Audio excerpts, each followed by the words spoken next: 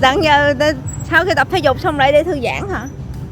Ấy du, ấy du, ấy du. Chích đu. Dọ dở lên á. Vô. Chúng cái gãy dọ. Trời, hối thộn anh ơi.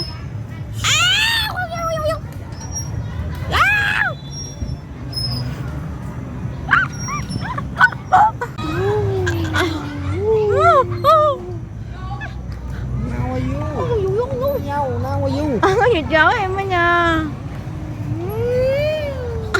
Uống dọ lên. Ai u. Thuốc dọ lên bánh xe luôn đi. Đụng lên sao? Uống lên bánh xe luôn đi. Ủa, không có đụng luôn á. Đó. Bằng hả? Trời ơi, nó cao anh ơi. Trời ơi. Wow. Rồi anh đu lên bên kia đi.